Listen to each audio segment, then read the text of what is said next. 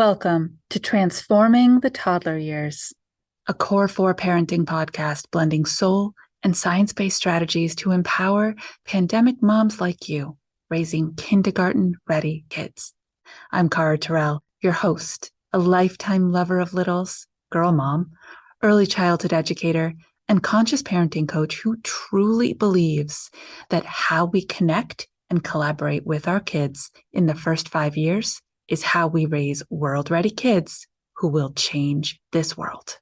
Welcome back to the Back to School mini-series here on the Transforming the Toddler Years podcast. Whether your child is making the transition to a full-time daycare, a preschool program, or back to a kindergarten or first grade classroom, this is the mini-series for you. I hope that you are loving it and getting all kinds of relevant stuff that applies to you and your everyday life. Make sure you are communicating with me because I love nothing more than to hear from you, both in an email. You can find that on my links, or you can just leave a comment, rate and review the show and say, I got so much out of this episode, or hey, here's a topic I really think that you should cover. So let's dive in today. We're talking about your child's ability to navigate two different settings, school and home, and more specifically, why they seem to be just fine at school. If you could see me, you'd see my little air quotes, and they completely fall apart like puddles on the floor the minute they get home. Let's break it down. Really, what's the answer to this? Bandwidth. In the digital world that you and I live in, that's a great way to think about it. Our computers and our Wi-Fi connections have a bandwidth, and it is what it is. It has a limitation to it, and it gets used the more people who are on the platform. It gets used up, and then it doesn't work quite as well. And if it's literally gone, if there's no bandwidth, then we have no connectivity. And we truly can't do anything. We are puddles on the floor, technologically speaking. So think about it this way from your child's perspective as well. Let me start with a little story, which I love to do. I'll tell you the story of when my daughter Claire started kindergarten. She was a particularly drained child, by which I mean when she was awake and engaged with people, it took so much energy for her to be appropriate, to really listen and engage and be part of the experience because she had a few other things going on in her early years of life. And so she was a napper. Oh my gosh, did this child nap? She needed to refuel that buffer, that bandwidth, so that she could get through the rest of the day without losing it. So kindergarten was a really tricky transition because there was no nap time. And not only was there no time for her to refuel that buffer she needed when she was engaging with other people, it took so much more out of her. You hear people say that your kids are the worst behaved at home because you are the safest place and you are their safest people. And you go, yeah, great. I wish I wasn't so safe. Well, you don't really mean that, but I get where you're coming from. I used to say it too, because the experience of somebody throwing their true, raw, vulnerable self at you can be very disarming. And that is exactly what happened. She started school. That transition in and of itself is a big one, right?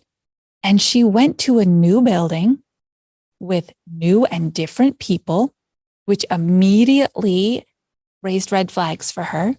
These are new and different relationships I now have to figure out, with new and different social norms, with other kids involved, feeding off each other, with people who talk to each other differently, with new expectations, and her ability to regulate, to control her emotions and her feelings and her physical body got eaten away at such a rapid pace that bandwidth was just dissipating so quickly. And if she did manage to get to the end of a school day without completely falling apart at least once, then you could pretty much set your clock for 2:45 p.m. and there she would be at home, puddle on the floor, not capable of making a decision, not capable of listening to my words, not capable of anything except expressing all of the emotion and the overwhelm and the hard work that it was to be with other people in a new place through whatever it was, crying, quietness, body flailing, pulling away, doing something independent. I could not expect her to be the person she was at school when she got home. That's setting us both up for struggle. Let me tell you a story about me.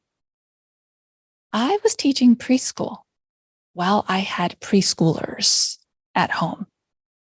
If that was not a recipe for an incredibly strong personal development test that I did not sign up for, I don't know what was. I spent my bandwidth, my patience and kindness and empathy and connectedness, all of that. I spent my buffer all day long on other people's kids. Then I came home and I was met with the same behaviors, the same whining, the same tone, the same volumes, the same choices. And I was like, wait, I just did this all day. I can't keep doing this. This is my time to just be vulnerable and raw and be me and be okay with the fact that I don't feel okay right now. But I couldn't because I had made the same commitment to my children that I made to my students. It was a few years of wow for me, but I knew it mattered that they had permission to be the puddles and I'd get my turn. So this is why at home they are one way and out in the world they are another way. The good news is we recalibrate, right? Sometimes we have to turn off the router and turn it back on, and poof, all of a sudden the bandwidth is back. We recalibrate over time. So if your child is new to a program, you need to give them a grace period of 3 weeks and know that this transition might be challenging, overwhelming, loud, hard in every way for them in different variables, right? Some days might not be as hard as others for about 3 weeks. Not a big surprise. That's also the amount of time that scientists tell us it takes to create a new habit. And during those 3 weeks, what is your child going to be doing? Learning. No, not their ABCs and 1, 2, 3s. Maybe, but who cares? They're going to be learning at school. This is how I sit in a chair and wait for the teacher to stop talking. Then it's my turn to talk. At home, I can go straight up to my mom and poke her on the shoulder and get her attention. And she'll stop what she's doing and she'll tell me to wait, or she'll talk to me right away.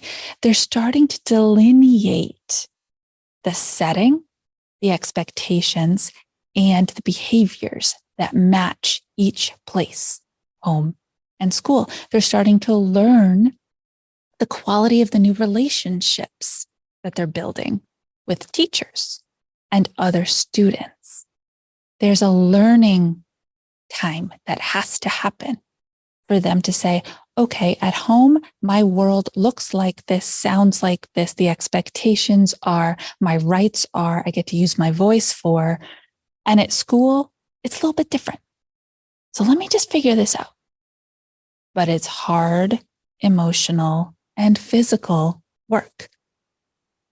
So they will eventually get there. And it's your job to let them and love on them and support them. So you had a long day today. You did big work at your new school.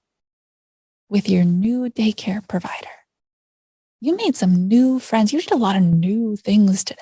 When I do new things, it's exhausting. Maybe you need a few minutes to just get yourself put together at the end of a long day. I'll be here and ready and waiting to hear about it when you are ready to share. This is how we raise kids who understand that it's okay to be one person in one place, and it's okay to be another person in another place. It's really important stuff. This is hard work for you as well, because when your child comes home with no bandwidth left, and yet you have afternoon and evening expectations to meet in your household too, or maybe even out in the world again, a dance class, a brother's event, a social event, a sports event, a dinner to eat, and they've got nothing left. Every single thing that you ask them to do becomes a battle, a meltdown, a struggle. This is going to be a journey, and you're going to want to know how to stop your knee-jerk reactions and turn them into intentional responses that not only support your child through the transition that they're in, but also support the two of you through that moment that you are in. So I ask you, have you registered yet for my live Transforming Your Triggers workshop? It's coming up. It's in just a few days. Make sure that you go into the show notes and you register. Go to caratyrrell.com/workshop and register. Try to be there live. It is so, so powerful, the work that we do inside those 60 minutes. And you walk away feeling way stronger, more empowered, and ready to take on that next struggle. If you can't, there's absolutely a replay. I would love to see you there and get to know you and hear one of your specific moments that I can support you in, because I also do little live coaching sessions at the end of the free workshop. This is your chance. If you've ever wanted to get on a live call with me, but you've thought, I just can't fit it in, or I'm not even sure what I would ask her, come to the workshop, learn about my 6-step system to move away from reactions and toward responses. And I know something will pop up in the back of your mind and you'll say, do this one, do me, pick me, and I will. So this is your opportunity. I really, truly hope to see you there. More than anything, I want this transition time for you to be what you want it to be as your child moves through from the home into their next big independent step in their just little growing lives. I hope you are enjoying our back to school mini series that will run all through the month of August and the beginning of September. Topics that are relevant to where you are and what your kids are going through right now as you start full-time daycare programs, preschool enrollments, and even those first few days of kindergarten. Please take a moment and scroll down, rate and review the show. Let people know what you love about it, and leave me a note of an episode topic you would love to see me record. Until next time, stay mindful and proactive as we raise school-ready kids who will change the world.